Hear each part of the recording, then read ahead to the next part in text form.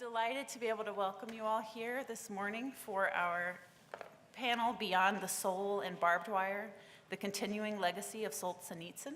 My name is Jennifer Newsom-Martin. I'm a faculty member here at Notre Dame in the program of Liberal Studies, which is Great Books, and a concurrent appointment in the Department of Theology. I'm really delighted today to be able to introduce to you this wonderful panel we have. First is Dr. Ralph Wood from Baylor University. Ralph Wood is a university professor of theology and literature at Baylor University in Waco, Texas. Before coming to Baylor in 1998, he taught at Wake Forest University for 26 years.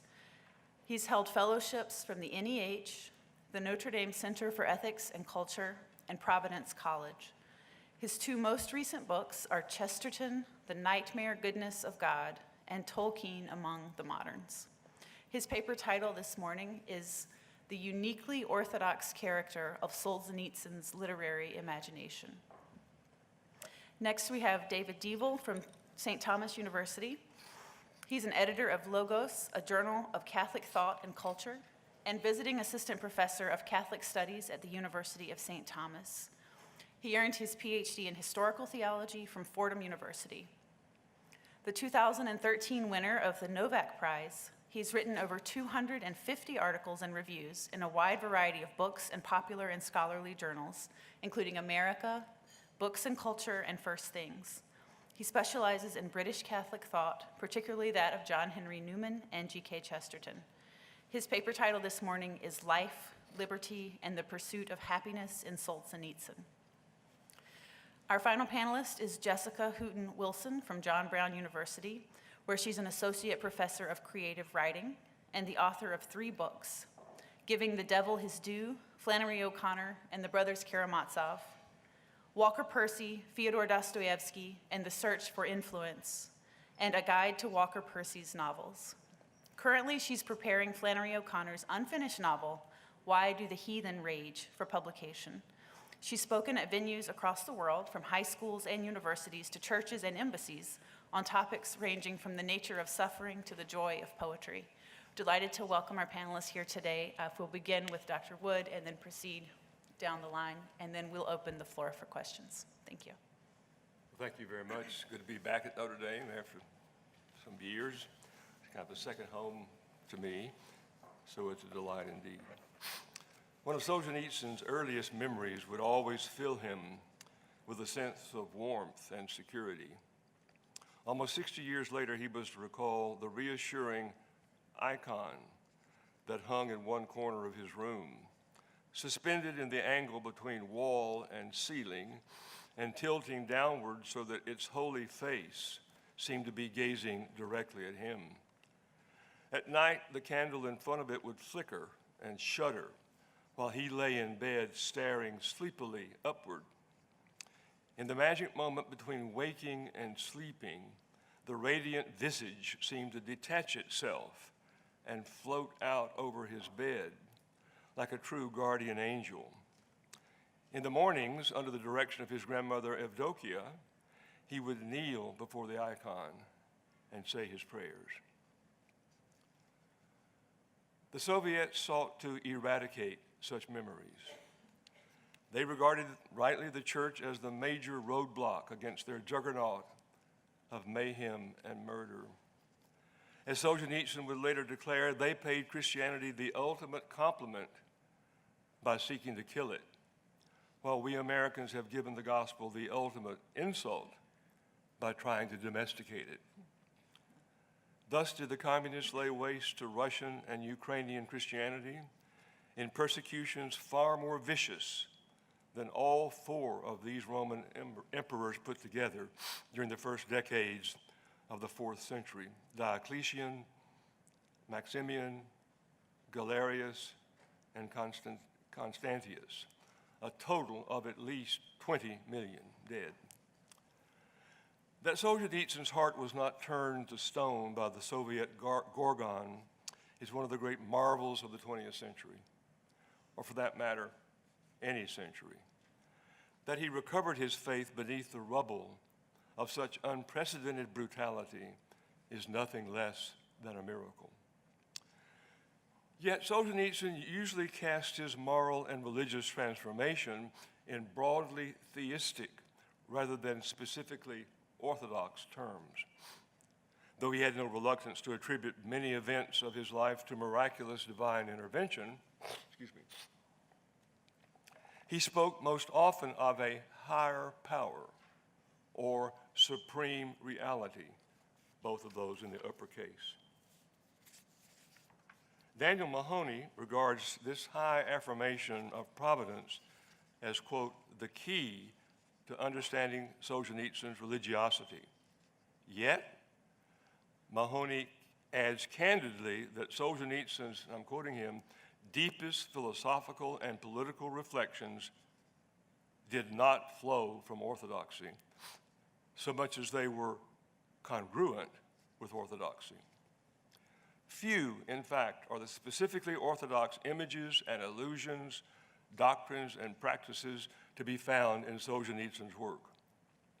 His close friend Dmitry Panin brought this matter to Solzhenitsyn's attention in a long letter from 1959, where he insisted that Solzhenitsyn could not regard himself as a true Russian Christian unless he submitted his will and his work to the Orthodox Church. Michael Scammell declares the blunt result. Solzhenitsyn, Scammell writes, was not prepared to make such a submission. Thus have Solzhenitsyn's interpreters rightly concentrated their attention on the broadly ethical and universally religious quality of his writings, rather than on their specifically orthodox character. It is this lacuna that I hope to fill, at least in a preliminary way. I maintain that there are uniquely orthodox moments in Solzhenitsyn's fiction, in confessions, in events, but especially in icons that occasionally surface from the buried depths of his orthodox imagination, and this makes them even more remarkable. To identify these orthodox moments, however, we must first turn to the distinctive features of Solzhenitsyn's native orthodoxy to see how his childhood faith often dwells in tension, even occasional conflict, with its Western counterpart. The Eastern Church interprets human nature by focusing on the seemingly insignificant Hebrew doublet, declaring that God created man in his image and likeness. They stress the "and" character of that phrase, "and according to his likeness." The image of God in us remains virtually indestructible. We can escape it no more than we can step out of our own shadow. It ensures our distinct identity and eternal worth. It permanently sets us apart from the other animals. The Orthodox East maintains that our likeness to God, by contrast, is not thus given and thus fixed. Refusing to coerce his people into a cringing obedience, God grants us a freedom at once wondrous and terrible, namely, the liberty to become either more or less like the image in which we are made. And of course, that image is Christ himself, the express image of God as declared in Hebrews 1:3. When we become less like him, we distort and mar that image. And of course, vice versa. The more we become like him, the greater is his image in us. However, we can, in fact, on rare occasions, destroy that image. Athanasius says that we then become animals. Gregory of Nyssa says that we become demons. In any case, human existence at its core is never static, but always in constant movement.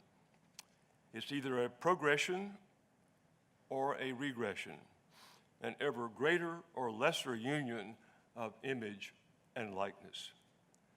Hence the Russian cross with its slanted lower bar.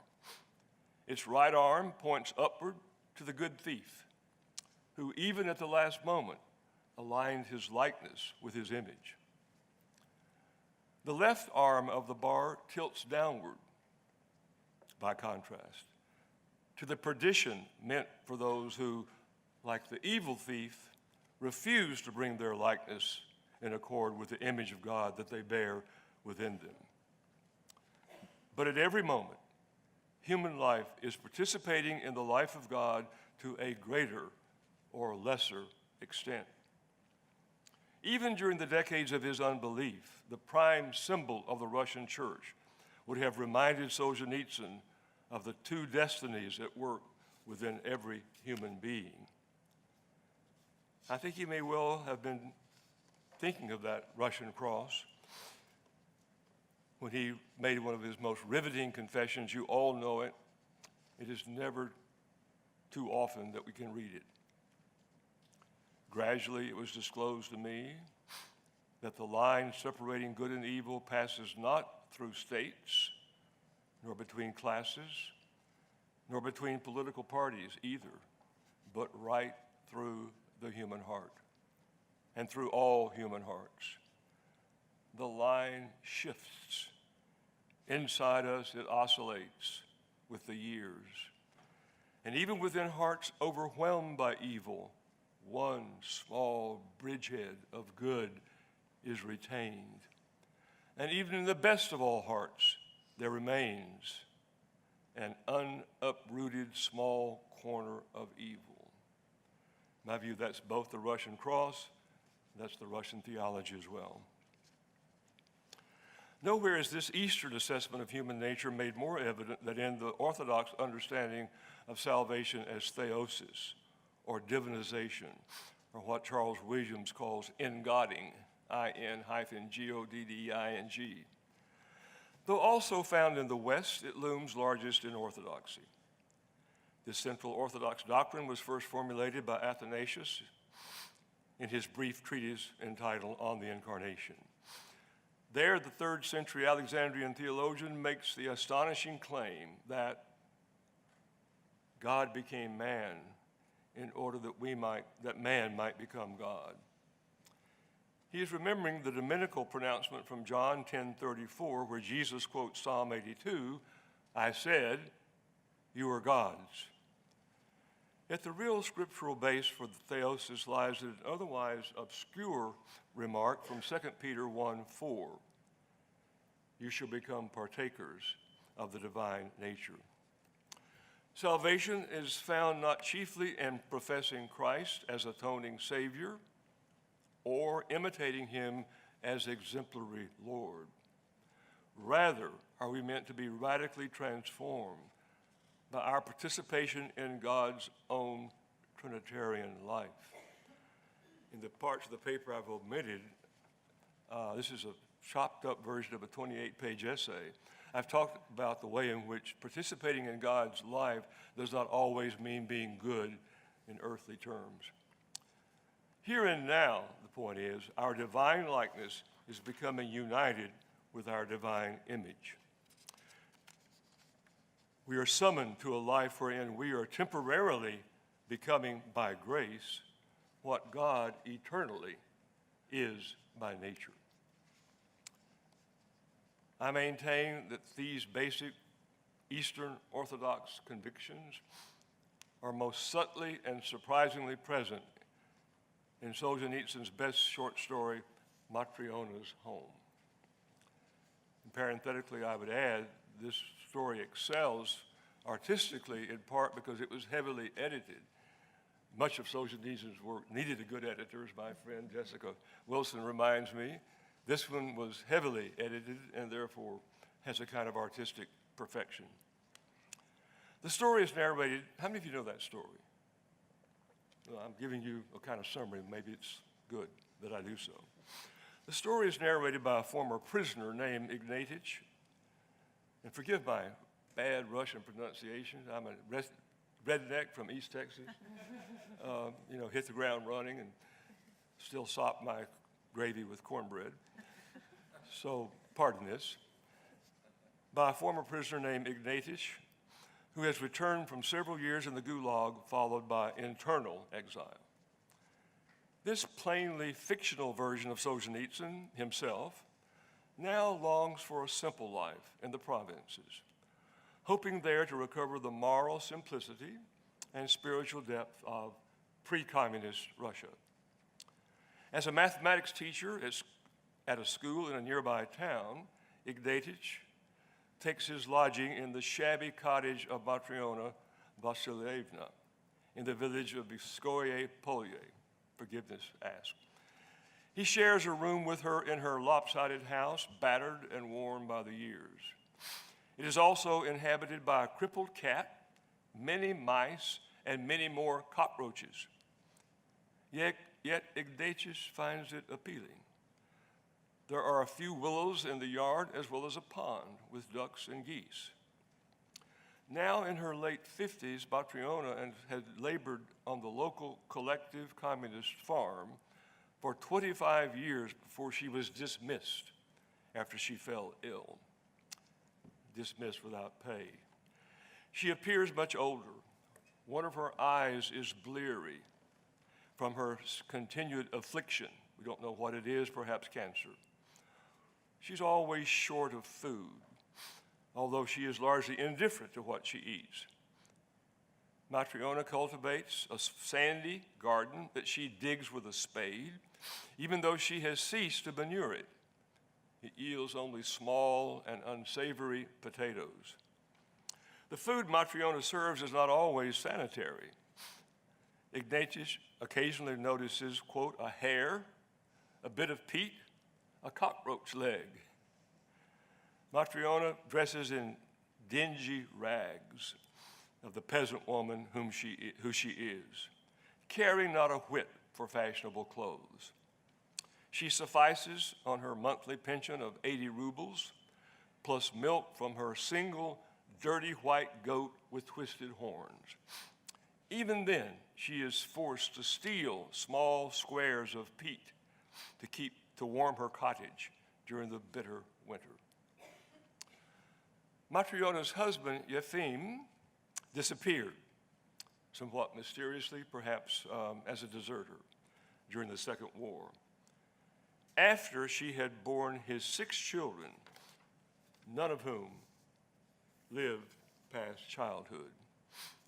Her crouched back aches from pulling sledges in winter and toting peat in summer.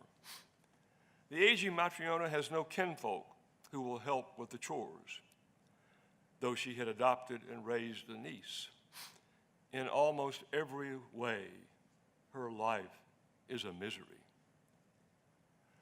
Though worn down by her own poverty as well as the cruel vagaries of the Soviet pension system, Matriona never whines. Instead, she keeps herself in a good humor by a regular rhythm of daily chores, and she returns a small smile of forgiveness even to those who have wronged her. In her awkward and inept gestures, Matriona seeks the good of others rather than her own self-interest. Her laborious and persevering charity is virtually unconscious. So deeply, I argue, has her character been informed by her faith. There's an unworldly innocence about her, as if she were uncorrupted by evil. Ignatich notices, for example, that Matriona's faded blue eyes have a guiltless look. The narrator himself doesn't know quite how to reconcile Matriona's, pardon me, quite how to reconcile Matriona's residual orthodoxy with her peasant stoicism. This is a quotation from the story. No one could say Matriona was a devout believer. If anything, she was a heathen, and her strongest beliefs were superstitious. She's afraid of lightning, for example.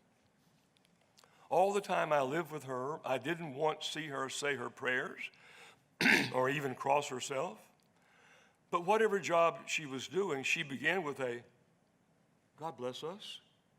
And she never failed to say, God bless you, whenever I set out for school. Perhaps she did say her prayers, but on the quiet, either because she was shy or because she didn't want to embarrass anyone. There were icons on the walls. Ordinary days, they were left in darkness. Pardon me. But for the vigil of a great feast or on the morning of a holiday, Matryona would light the little icon lamp beneath. Thus is Matryona endured with a stolid integrity that makes her Solzhenitsyn's sharply etched emblem of Holy Mother Russia before it was flattened beneath the boots of the Soviet regime. The ruthlessness of the communists has infected even Matryona's immediate family. Her brother-in-law, Fadei, is especially cold-hearted. To keep a piece of property his wife has acquired, the Soviets have required him to erect a house on it. He insists, therefore, that Matryona surrender the lumber from a small, unoccupied annex to her dilapidated cottage, assuming that she doesn't have long to live and it would soon have to be surrendered anyway. And though she yields to his demand, even helping Fadei load the sledges of the dismantled timber, Matryona is crushed by this destruction of the ramshackle house she had called home for 4 decades.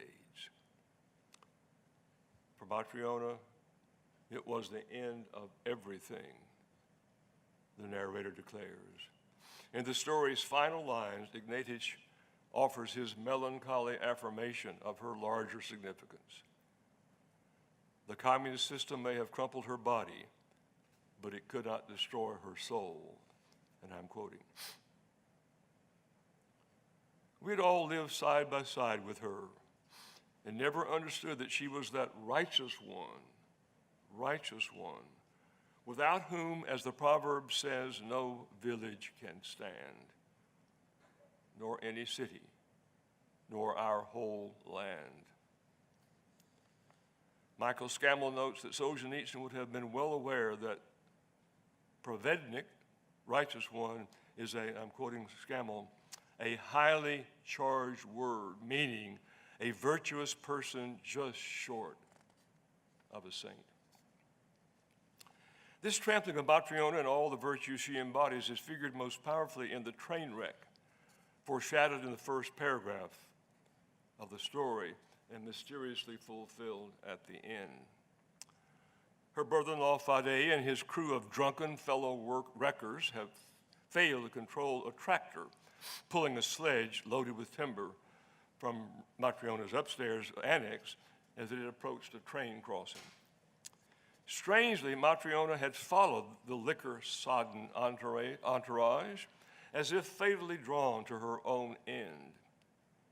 She is caught standing between the tractor and the sledge when 2 linked together rail engines moving backward in the dark crumple her almost beyond recognition.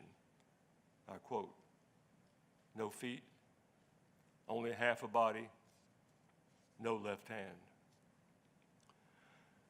Repeatedly, Ignatich had noted the strange blessedness of Matryona's face. And I quote him, "People who are at ease with their consciences," he says, "always have nice faces." The face is in fact the focus of an icon. The word icon means image, the divine pattern after whom every human being is created, Christ himself.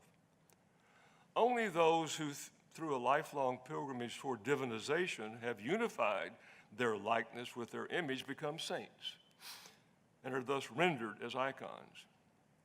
And nowhere is their iconic saintliness made more evident than in their faces. They are not pretty faces.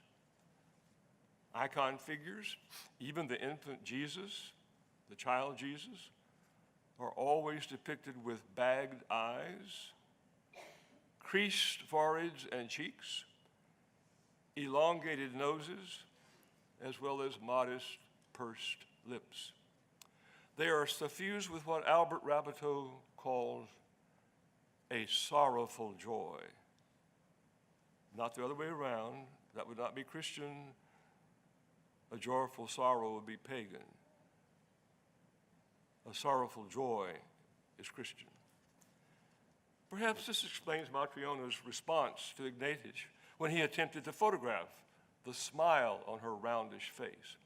She would replace the beaming twinkle with a strained or severe expression. Matryona seems to have an instinctive Orthodox sense that her face is not iconic yet. Moreover, iconic faces are not visages to be recorded by a camera and thus to be viewed neutrally. Photographs are to be looked at and eventually forgotten. Icons look at us and are to be venerated. They are the revelation of the subject's divinized soul, the person who has been transformed, transfigured, rendered transparent. Thus is Ignatius unable to ignore the iconic serenity of the dead Matryona's face.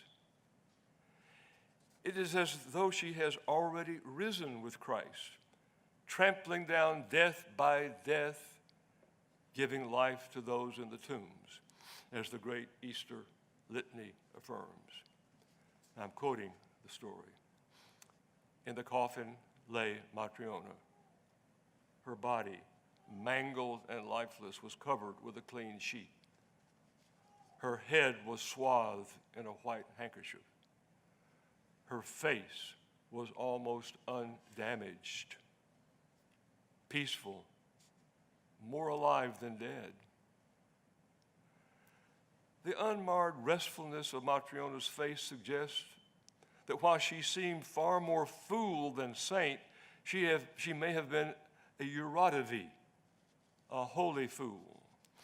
Solzhenitsyn's tender description of Matryona's iconic visage calls to mind, by comparison, the novelist Nikolai Gogol's terrifying claim about many modern faces. When souls start to break down, said Gogol, then faces also degenerate. Like all things ontologically real, truth obtains even when it's travestied. The vigil service for Matryona is indeed sacrilegious, as her relatives either blame her for her own death behind the train, or else haggle over her remaining property. And the wake becomes a sorry, bibulous affair that makes mockery of perhaps the most important of all Orthodox adjurations. My final quote from the story. At last the supper was over. They all rose again. They sang, "Worthy is she." Then again with a triple repetition of eternal remembrance. But the voices were hoarse and out of tune, their faces drunken, and nobody put any feeling into this eternal memory.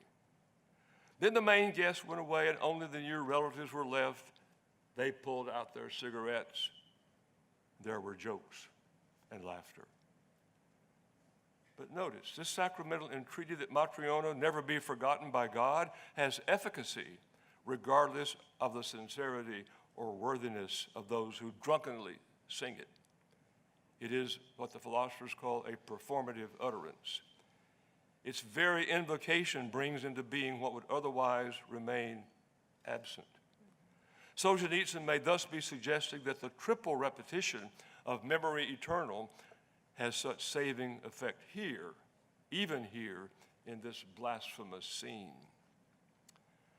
The Orthodox theologian Pavel Florensky explains, I'm quoting a sentence, "To be in paradise is to be in eternal memory, and consequently to have eternal existence, and therefore an eternal memory of God." The sacramental prayer operates in both directions, not only in its effect on the reposed believer who is eternally alive in the divine memory, but also in her continued presence in the lives of those who venerate her. Solzhenitsyn provides no assurance that the villagers of Vyskoye Polye will venerate the grave of the saintly fool Matriona and thus make their own small progress toward divinization. Yet in Matriona, he has created a memorably iconic portrait of a woman whose orthodoxy, no matter how compromised and muddled, must be taken seriously. In his Templeton Prize lecture of 1983, near the end of his American exile, Solzhenitsyn did not refer to our secular age as constituting a rebellion against God, a turning away from God, much less a repudiation of God. Instead, he used the Orthodox metaphor of memory and forgetting. Only when God is not forgotten, he declared, can we resist tyrannies. Orthodoxy turns this basic premise into a theological affirmation in its Trisagion prayers of memory eternal for the departed. Florensky one last time. Without remembrance of God, we die.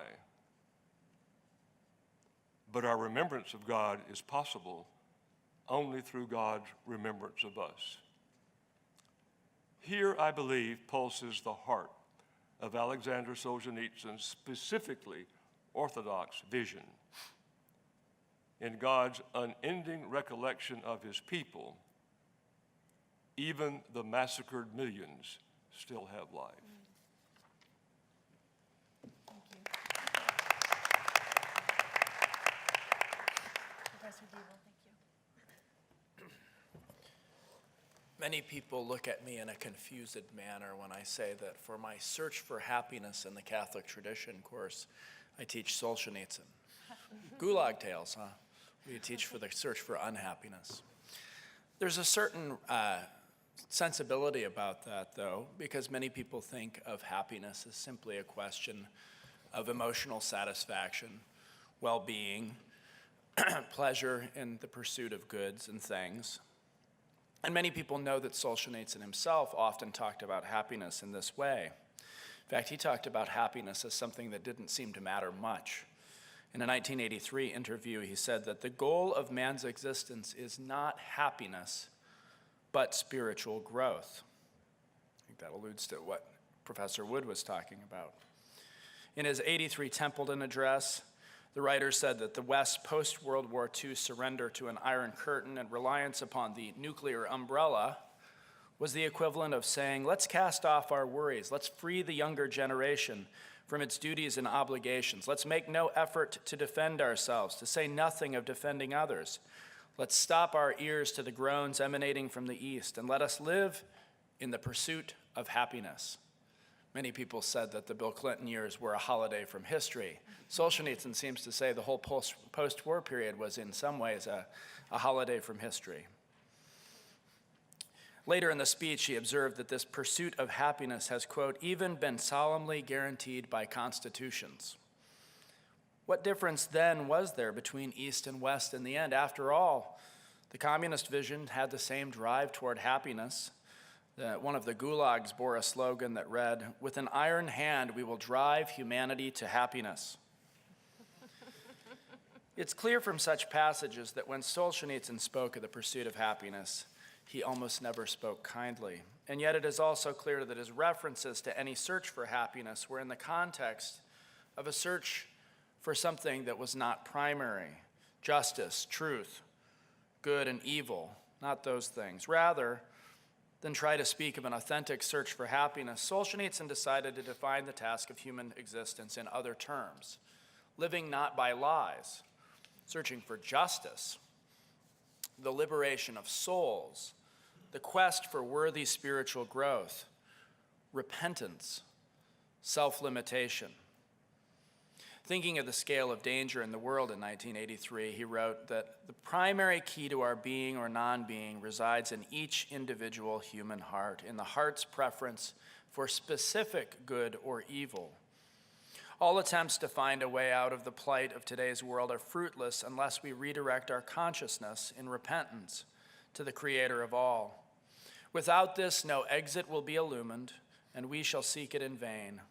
The resources we have set aside for ourselves are too impoverished for the task. We must first recognize the horror perpetrated not by some outside force, not by class or national enemies, but within each of us individually and within every society. This is especially true of a free and highly developed society, for here in particular we have surely brought everything upon ourselves of our own free will. We ourselves, in our daily unthinking selfishness, are pulling tight that noose.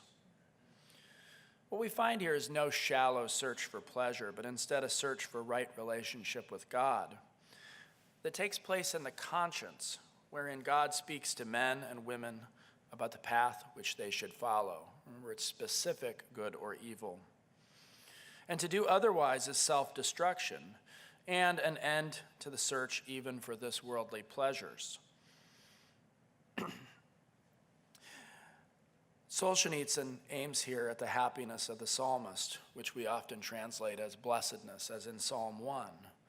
Blessed is the man who walks not in the counsel of the wicked, nor stands in the way of sinners, nor sits in the seat of scoffers, but his delight is in the law of the Lord, and on his law he meditates day and night. Now, this path of happiness is a difficult and arduous one. It might seem to be an easy path for some, and indeed Solzhenitsyn often observes that living not by lies is certainly not easy, but it's the easiest thing in the long run. And perhaps the search for happiness is easy in some way for children who have been raised to love God and obey God and have never fallen prey to serious sins or the difficulties induced by serious persecution or serious worldly success. To them, perhaps God's yoke might seem light, but even for them, something is needed to achieve moral and spiritual heroism, to become like Matryona, perhaps. Think of the revelations of Mother Teresa's 5-decade tormented sense of God's absence after a childhood and young adulthood of devotion and love. For most of us, it is difficulty that proves to us the need to truly see that the horror is within us and in our society and turn toward the Lord again. It's the human condition that we will try every path before being forced to take the arduous upward road, or even perhaps ask for directions. Thus it is that Solzhenitsyn exercised a fondness, dare we say a happiness, about his time in the Gulag in his 1951 poem, Prisoner's Right. There, the rights that some claim to be theirs from their experiences, the right to pulpits, lecterns, glory, power, even the halos of saints, are condemned as phantom rights. What is emphasized is the duty to seek out and pray for something. What is that? An illumined interior suffering core. May for everything this be our one recompense. It's the loftiest gem of all earthly gemstones. The question is, how is this interior core illumined in the darkest places, or for that matter, in the lightest places? How true happiness might be found in a place of despair and hatred, or we might add, anywhere. And Solzhenitsyn painted a picture of this process in that 1962 work that I assign in my Search for Happiness course, One Day in the Life of Ivan Denisovich. Everyman and Pilgrim. Now, the idea for One Day was conceived in Solzhenitsyn's mind in 1952, 1 year after Prisoner's Right, while still in a camp. As the title suggests, the scope of the story is indeed one single day, and not a particularly horrible one, from waking till sleeping. Ivan Denisovich Shukov is not, unlike Solzhenitsyn, either a military hero or an intellectual, but a very ordinary peasant imprisoned after he and some other soldiers were separated from their unit during World War II and were captured by Germans. After he and 5 others escaped and made their way back to their unit, they told the truth and then were accused of spying for the Germans. Now, given no evidence and yet the certainty of a guilty verdict, Ivan had confessed to spying and was sentenced to 10 years. The story is told through a third-person narrator who both gives an objective look at the camp conditions and a view of Ivan Denisovich and his interior life. Ivan is depicted as a complex figure, seemingly simple, even primitive in appearance, yet actually quite sophisticated and in some ways spiritually sublime. He is simple and sophisticated, but he is also a pilgrim in search of his illumined interior core. He has found much illumination already, and indeed happiness through food, work, the experience of time, and a fellowship with his fellow prisoners, but true freedom is still unclear to him. Life produces much happiness already, as we will see. Liberty is a slightly different subject. But let's talk about food for a second. One day is about survival, both physical and spiritual. And if man does not live on bread alone, survival requires at least bread. Life in the camps was a constant struggle for food. Ivan's 3 meals during the day are described with the utmost meaning, and the process is just as important as the meager and oftentimes disgusting substance. Thinking about the things that were found in Matryona's food, the description of fat and the quality of fat in one day is remarkable. How rancid fat is better, right? But the process. Ivan is late to his breakfast on the eponymous day because he had woken with chills and sought unsuccessfully whether he might be on the sick list for the day. At breakfast, he saw the other Zeks, the prisoners, in the cold mess hall, most of them eating with their hats on. And he noticed a West Ukrainian crossing himself. Upon finding that his fellow Zek has saved his meal, Ivan does not cross himself, but he does remove his hat. For, quote, however cold it might be, he could never bring himself to eat with his hat on. Ivan has learned to keep his humanity in a place in which food is not guaranteed, since those who work in the kitchen and those who receive the supplies are always taking their own cut of the food. To take off one's hat is a sign that he is having a meal and not simply wolfing down physical nourishment. Indeed, one of Ivan's prized possessions is a spoon that he has forged from some wire. The use of a metal utensil, too, guards his humanity. If the preparation and the tools are important, so also the eating. Ivan's stew is cold, but he eats all of it, quote, with his usual slow concentration, including every single, quote, fish scale or particle of flesh on the brittle skeleton, and includes even the gills, the tails, and the eyes. Despite laughter from others, Ivan Denisovich has learned to savor each and every bit of nourishment that comes to him, no matter how the quantity or quality ranks. This attention and likely gratitude he has undoubtedly learned through suffering. Later at supper, through a bit of trickery, he finds himself with a second bowl of soup. Again, we see his concentration on this blessing of food. He thinks now that, quote, the sacred moments had come. And he eats slowly, draining every last bit of soup, along with a fortuitous potato. Amidst this relative plenty, he does not give in to anything resembling gluttony. He follows the rule of his first squad leader, Kuzyomin. The ones that don't make it are those who lick other men's leftovers.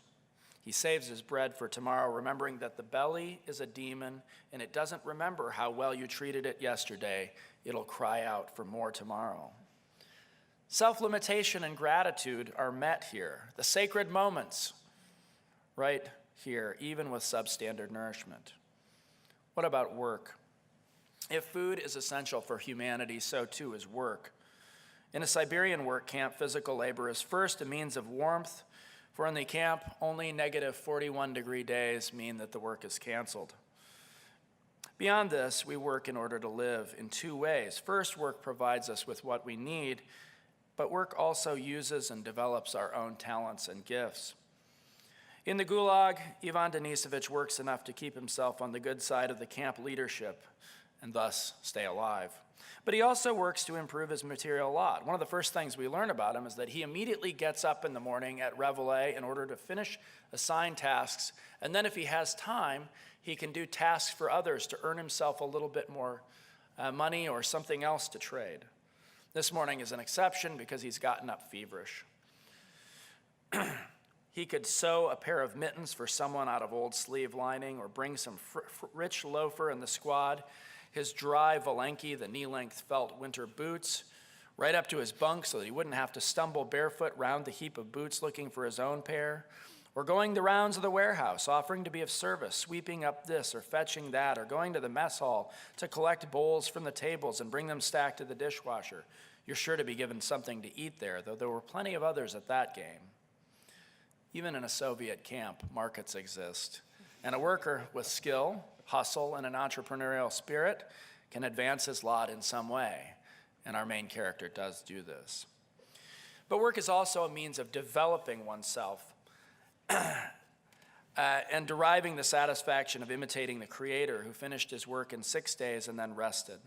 Ivan has developed skills in camp. He's learned a new trade, masonry, and he's retained his pre-camp ethic of doing a job right. At the end of the workday, his squad leader tells him to simply throw the mortar he was using over the wall and call it quits. But Zhukov wasn't made that way. 8 years in a camp couldn't change his nature. He worried about anything he could make use of, about every scrap of work he could do. Nothing must be wasted without good reason. Ivan Denisovich Zhukov might give eyewash to fools, but when it came to his own work, he gave quality because it was the right way to work, even in this case, if he will be late for the prisoner lineup line for the return to the barracks. There is spiritual illumination present in the imitation of God as a mason, and happiness in retaining one's dignity as that image and perhaps likeness of God. Time. The management of time and experience of time are both necessary to achieving spiritual development and happiness, for it is in time that the eternal is found. And most people experience time in different ways. People over 30 say that it's the days that seem long and the years and decades that fly. In the Gulag, it was the opposite. The days were over before you could say a knife, but the years, they never rolled by, never moved by a second. And the key is to not become overwhelmed by the time that one has left on a sentence, nor to become too elated that it is to end. Ivan Denisovich knows that his sentence is 10 years, but that could easily be extended to 25. You can't take too much for experience. So the key then is managing one's time.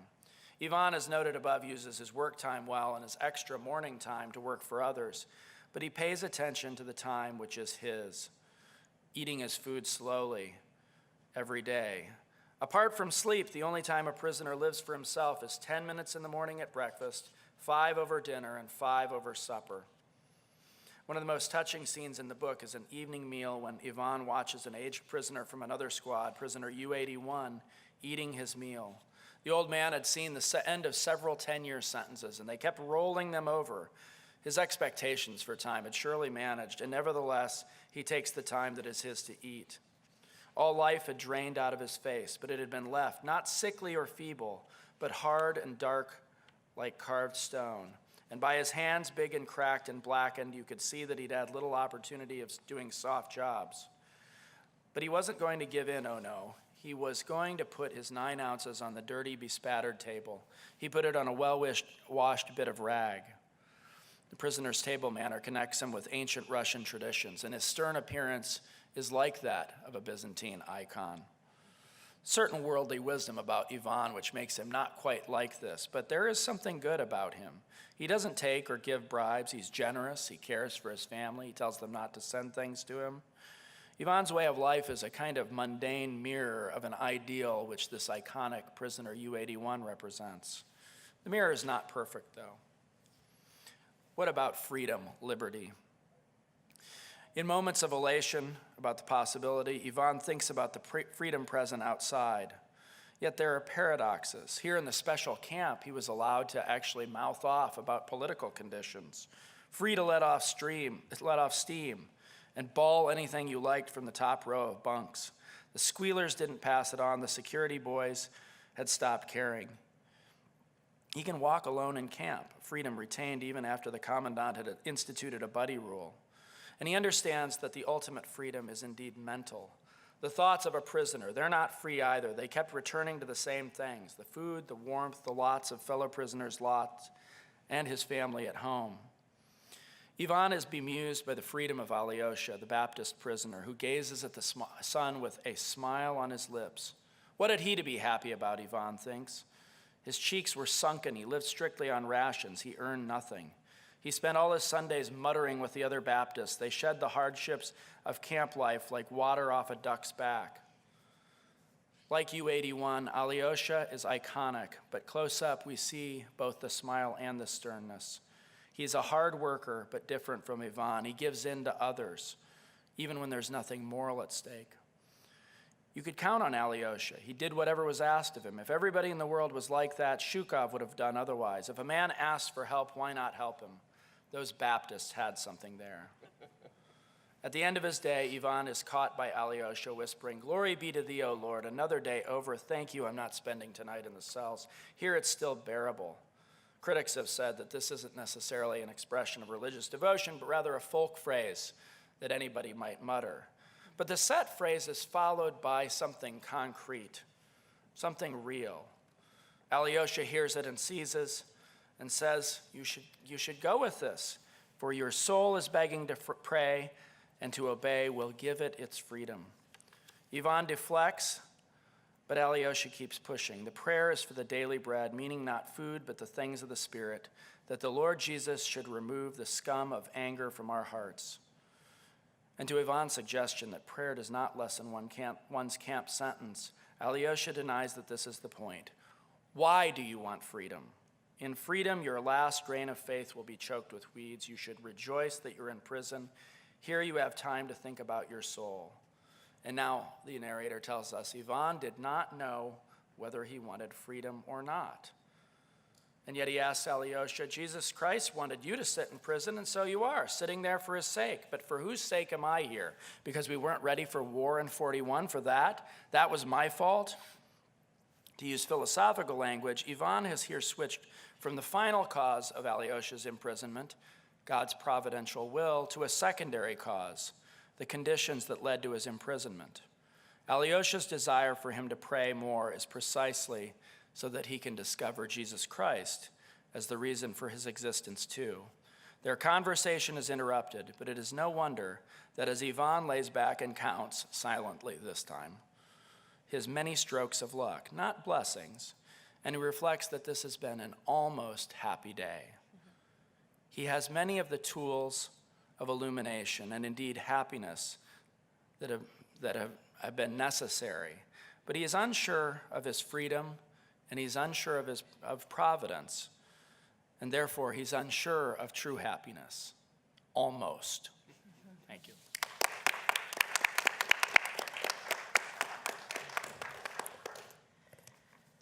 Thank you all for being here this morning with us. For the sake of time, I'm going to make my argument somewhat brief, but the great news is that all of these essays are actually collected in a book that David and I have edited, also with essays by Dan Mahoney, Gary Saul Morrison, Joseph Pierce, Peter Lightheart, a number of other scholars, and we're all trying to make up this gap, as Ralph pointed out, in Solzhenitsyn scholarship, where Solzhenitsyn is not really taken seriously as a literary artist as he should be, or as an orthodox thinker, and we think there's room for that as well. And so if we don't get to everything this morning, I hope that you will come talk to us afterwards and ask questions. And if you have the patience for me, I'm going to take about 15 minutes to read through this argument, and then please stay for questions and then look for our book in the future. Quite possibly, I would think that Solzhenitsyn is one of the most misunderstood figures of the 20th century. Some scholars have tried to make up this gap, this problem that we see. And Solzhenitsyn, unfortunately, is still not read as a literary artist, even now, 2018. In 1980, he said, "In the 18 years that I've been publishing, no one has given my work serious literary analysis." Why is that? As a student of literature, I had not ever read Solzhenitsyn. I went through a doctorate in theology and literature without ever reading his essays, his poems, his novels. How is it that we have this great Russian writer and no one was considering what he was doing in his art? I'm going to look at In the First Circle. The title itself is alluding to Dante. Why have we not put him in conversation then with Dante? Upon entering the realm in Dante's Inferno, Dante the Pilgrim is enthusiastic about the first circle of hell. He finds Homer and Ptolemy and Socrates. He recognizes that it's a verdant field, it's a place of pleasure, and they're all reclining and talking about the great ideas. One can almost forget that we are in hell in this opening circle. And only after Dante has journeyed to the darkest regions of the infernal pit does he come to realize how forsaken are even these souls in the first circle, how meaningless their conversations are. They have no further bearing on life, no connection to the love that moves the stars, and it is this abject state and its guises of liberty that Solzhenitsyn explores in his novel, set in the highest circle of hell, as one character puts it, at a sharashka, at a scientific institute within the Gulag system. Like the spirits residing in limbo, those in the sharashka have committed no sins.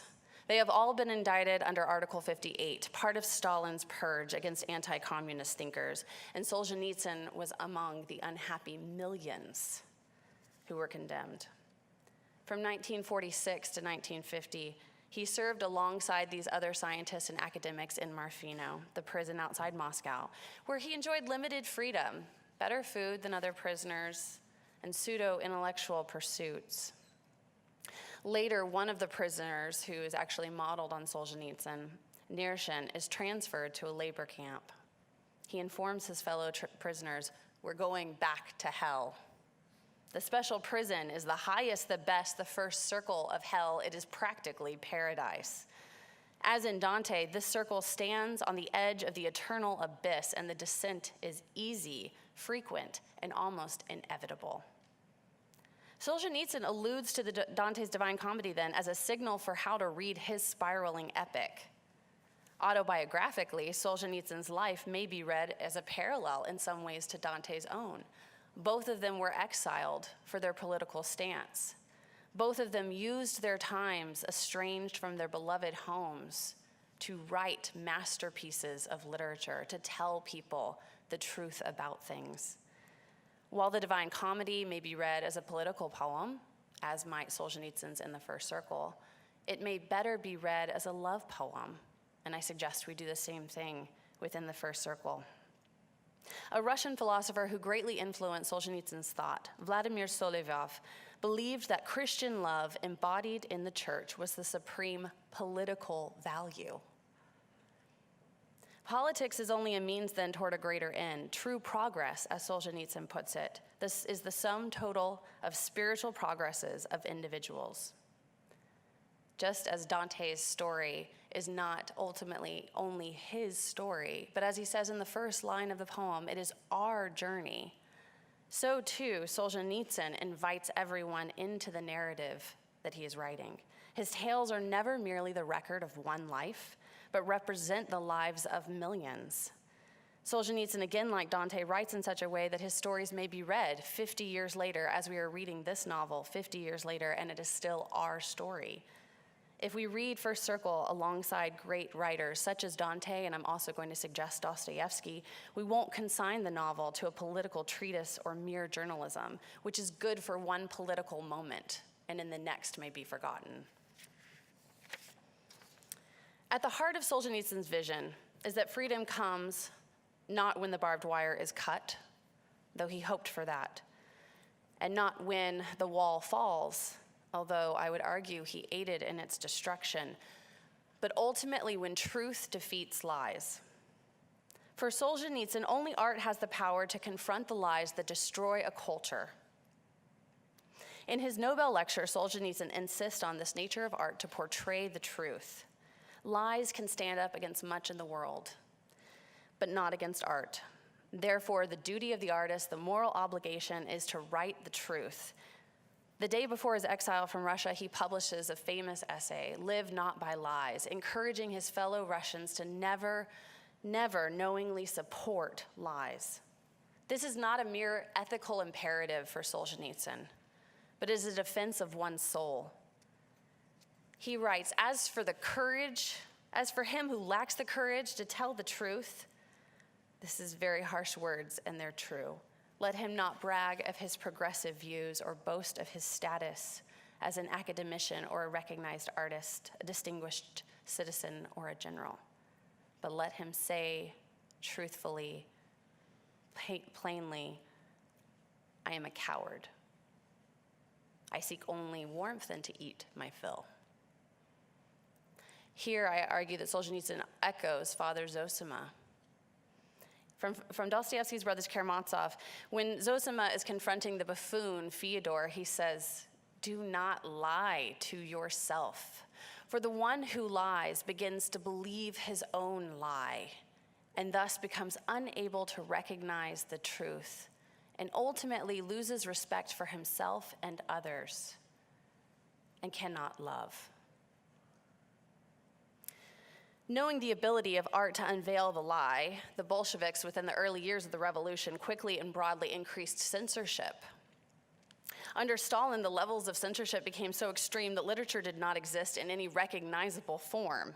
One character in the first circle indicts those Russian writers who dare to descend from Pushkin and Tolstoy are sickeningly fulsome in their paeans to the tyrant. Within the prison walls, the unapproved books are seized as contraband, and all that is left is Soviet literature, which one character describes as pie without filling, a stuffed bird, a hollow egg. These novels are divested of truth. They're forced to comply with the standards of the party, and thus they become nothing more than propaganda. One character is attending a literature department at a Soviet university, and she doesn't understand why people love literature. For her professors encourage her not to read Tolstoy's novels because it will distort the message in the work. Literature defeats the lie, to again remind you of Solzhenitsyn's argument, revealing things as they are. In Solzhenitsyn's fiction, he shows how these stories of those the Soviet regime tried to hide and annihilate. Regarding the Gulag archipelago, Solzhenitsyn boasts, the truth revealed in the Gulag was supposed to be utterly destroyed. It had been beaten down, drowned, set on fire, ground into a powder. But here it is, whole and alive, published in black and white, and no one can ever erase it again. While the Soviets attempted to rewrite history for their purposes, censoring a whole population from existence, Solzhenitsyn's novels, primarily drawn from his own experience, provide a counter-argument, one that is true in contrast to the lies that the party composed. By cataloging fictionally hundreds of lives in the Gulag, which represent millions, Solzhenitsyn writes that he's recreating Lifelight, the experience of other men, so we can assimilate it as our own. This is the power that literature has, to bring us into an experience, to make people no longer statistics and numbers, but once again, flesh and blood. Nothing is romanticized in the first circle. When one of the characters is arrested and imprisoned, the details are reminiscent of Solzhenitsyn's own experience. Just like 20th century or 19th century masters of fiction, Dostoevsky and Tolstoy, I would argue more for Tolstoy for the details that you see, and more for the polyphony that's at work from Dostoevsky. It is this penchant for polyphony which Solzhenitsyn uses as his fiercest and sharpest weapon against the lies. For while the party only allows one view of things, one way to see and understand, which is embodied in the character of Stalin in the first circle, Solzhenitsyn is offering you 35 heroes' perspectives in this work from which to understand what was happening. I want to dwell for 1 minute on Stalin himself. The character may remind you of a character from Inferno. He speaks and only hears his own words and only hears his own thoughts. He's reading his biography when we first see him in the narrative. This is emblematic of his tautological vision. He even says, I have no one to share my ideas with. I have no one to measure myself against. He has become, like Zosima has warned Fyodor, so much a believer in his own lies that he cannot even see the truth, and of course has lost the ability to love. He is the monologic contrast to the dialogic novel. Solzhenitsyn worried that a writer who declares himself the center of existence, much as Stalin has done here, is unable to create a balanced spiritual system. And thus we see the fiction is a creation of a balanced spiritual system in which no one becomes a hero central to the narrative, but all the characters interact and reflect with one another. 3 of the characters have direct counterparts in real life. One of them is Lev Rubin, Dmitry Sologdin, and the other is Gleb Nirzhin. If I can dwell for a second on Gleb Nirzhin, who is most like Solzhenitsyn, he is in process in the story. While he begins as a communist, dialogues with these 2 other characters move to work in him as he reflects back to them and not just reflects within himself.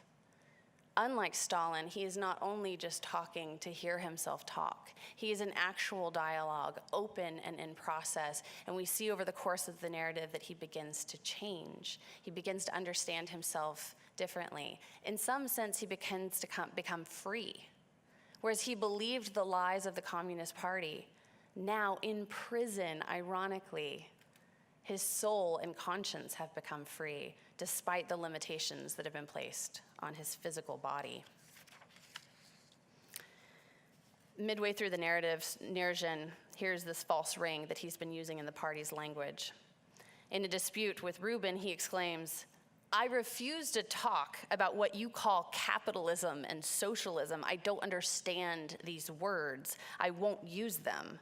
And with a sneer, Rubin asks, "What kind of words would you use?" And Nirzhin responds, "I understand a family of one's own, the inviolability of a person." He begins to use more concrete terms to understand. Here we see that Solzhenitsyn is revitalizing language itself. That in order to have freedom, in order to defeat lies, the restoration of the language that we use is vital.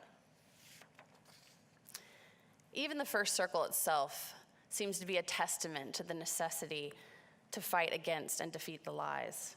While it was shortened and distorted because of the Soviet powers that were in charge trying to censor it, the author hoped to give it even a feeble life, he writes in the foreword, to bring it to a publisher, but not published in a Soviet-controlled Russia at the time of its release. It was eventually restored and published in the West, and then most fully restored in a 2009 edition.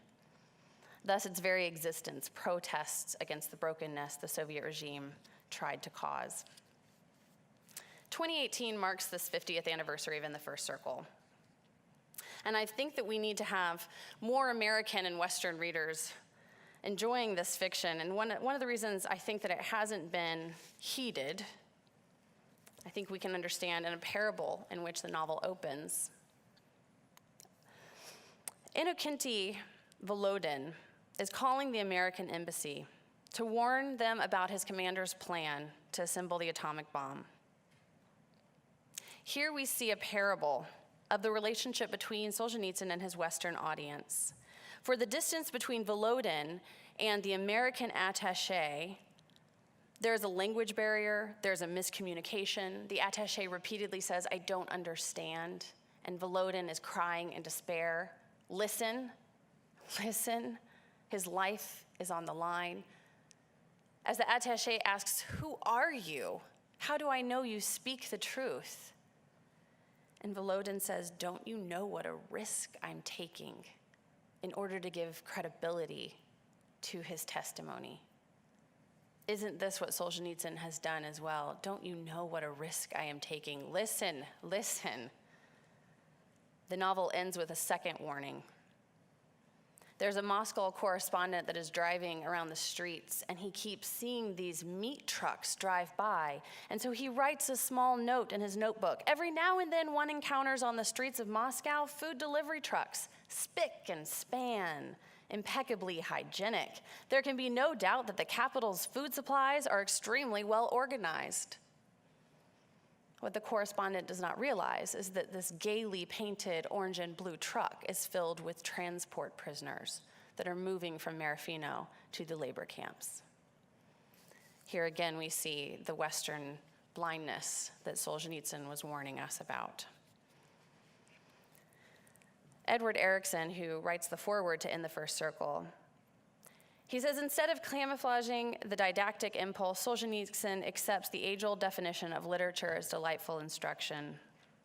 Yet I would say we cannot reduce this novel to its kerygma or moral, for the meaning would wilt away without its form. Instead, the novel asks, what do you feel? What do you think of the possibilities of life, the alternative shapes of being, which are implicit in your experience of me and in our encounter? If we are to understand, we must listen. Unlike the attaché, if we are to know the truth, we must trust the authority of the speaker who risks everything to tell us what is happening. And if we are to have eyes that see and hear, ears that hear now, we must practice habits of imagination, like those of Solzhenitsyn, which grant us a prophet's knowledge of our own time. Thank you.